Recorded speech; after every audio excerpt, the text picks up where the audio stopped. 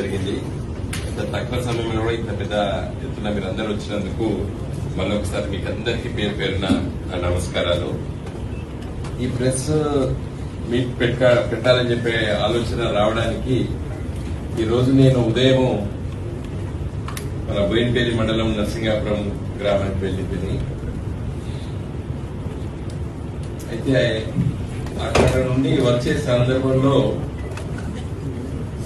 మన మల్లాపూర్ గ్రామం బోయినపల్లి మండలం రాజేందర్ రెడ్డి గారు ఫోన్ చేయడం జరిగింది. ఆయన ఒక 3-4 రోజుల క్రితం కూడా ఫోన్ చేశాడు. నేను ఢిల్లీలో ఉన్నాను.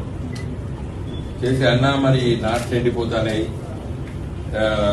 మిడ్మానేర్ నుండి కొన్ని నీళ్లు వదిలిపెట్టిస్తే మరి వాగులో పోతుంటే మరి మా బోర్లు నుండి కొంత మేము నాటు వేసుకోగలుగుతాము, లేకపోతే నారు ముదిరిపోతుంది అని చెప్పిండు. మొన్న 3 రోజుల క్రితం నేను ఢిల్లీలో ఉన్నాం. సరే మన అధికారులతో మాట్లాడదాం, ఎంత అవకాశం ఉందో చూద్దాంలే అని చెప్పారు. కానీ ఈ రోజు మళ్ళీ ఒకసారి చాలా బాధపడుతూ ఫోన్ చేయడం జరిగింది. అది పక్క మండలానికి మొన్నదాకా జెడ్పీటీసీ ఉన్నటువంటి సిద్ధం వేణుతో మాట్లాడడం జరిగింది. అంటే అన్నా మేము 3-4 రోజులు ధర్నాలు చేస్తున్నాము నీళ్ల కోసము అని వారు చెప్పడం జరిగింది.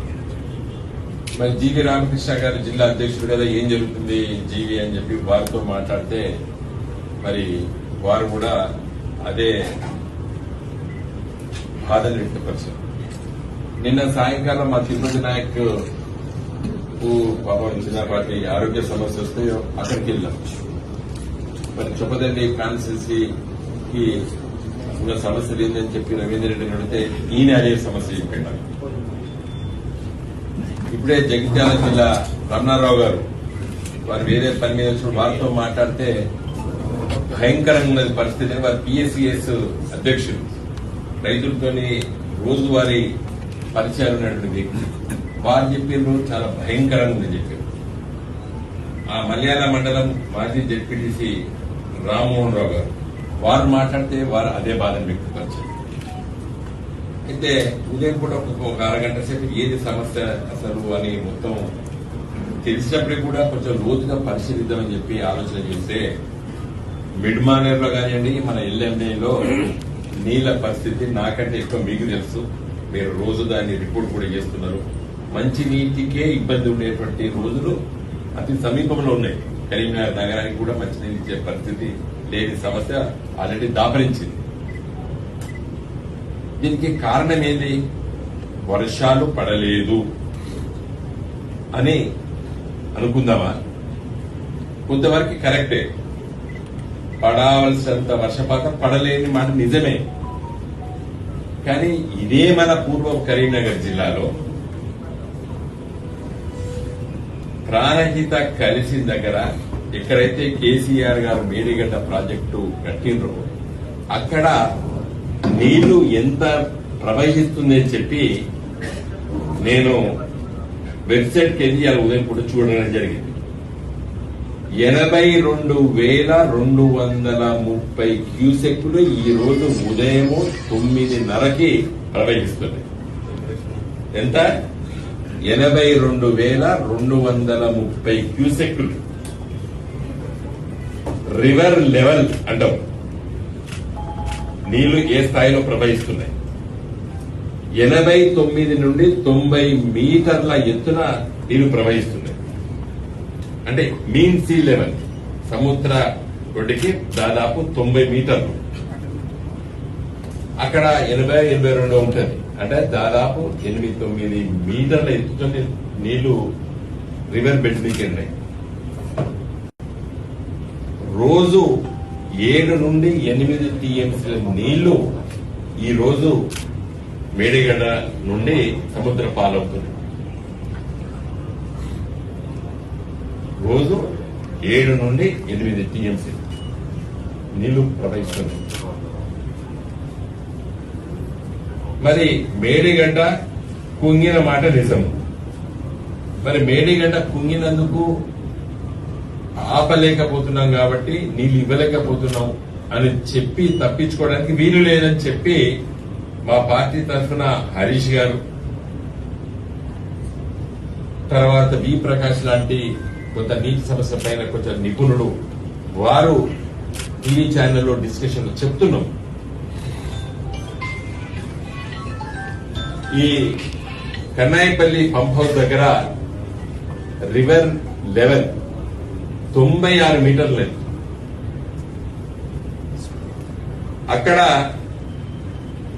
మినిమం డ్రా లెవెల్ అంటే మేడిగడ్డకు సంబంధం లేకుండా, మేడిగడ్డ దగ్గర మీరు రిపేర్ చేయకుండా ఇవాళ కన్నయ్యపల్లి పంప్ హౌస్ దగ్గర 93.5 to 94 మీటర్స్ నీళ్లు ప్రవహిస్తే డైవర్ట్ చేసేసుకోవచ్చు పంప్ హౌస్ దగ్గర. ఇవాళ అక్కడ 96 మీటర్లు ప్రవహిస్తుంది. అంటే దాదాపు 2 మీటర్లు అంటే 7-8 ఫీట్లు అవసరం కంటే ఎక్కువ పోతున్నది కన్నయ్యపల్లి పంప్ హౌస్ దగ్గర. ఇలా ఒక 20,000 క్యూసెక్లు, కేవలం 20,000 క్యూసెక్లు మీరు పంపు చేస్తే రోజు 2 టీఎంసీలు మనం చేస్తే మిడ్ మానేర్ని 10 రోజులలో నింపొచ్చు. ఒక్కసారి మిడ్ మానేర్ను నింపితే కాకతీయ కెనాల్ సూర్యాపేట దాకా కూడా నాటేయడానికి మనం నీళ్లు ఇవ్వచ్చు. కేవలం పూర్వపు కరీంనగర్ జిల్లా, పూర్వపు వరంగల్ జిల్లా కాదు, నల్గొండ జిల్లా వరకు కూడా నాట్లు వేయడానికి రైతులు సిద్ధంగా ఉన్నారు. ముదురుతుంది అని చెప్తున్నారు. 5 ఎకరాలకు వేసుకోవాల్సినటువంటి నారుని కేవలం 1 ఎకరం 2 ఎకరాలకు వేసుకుని మిగతాది మరి నాటేస్తలేరు రైతులు. ఇలా నేను ఉదయం తిరిగి వచ్చాను కోయిపల్లి మండలంలో. కేవలం కేసీఆర్ గారు నిర్మించారు ఈ కాళేశ్వరం ప్రాజెక్టు, దీన్ని భ్రష్టు పట్టించాలి, దీన్ని బదనాం చేయాలి అనేటువంటి ఏకైక ఆలోచనతోని ఇలా లక్షలాది మంది తెలంగాణ బిడ్డల్ని వ్యవసాయం చేసుకోకుండా కుట్ర చేస్తున్నది కాంగ్రెస్ ప్రభుత్వము, రేవంత్ రెడ్డి గారు ముఖ్యమంత్రి గారు, అదేవిధంగా ఉత్తమ్ కుమార్ రెడ్డి గారు నీటిపారుదల శాఖ మంత్రి గారు.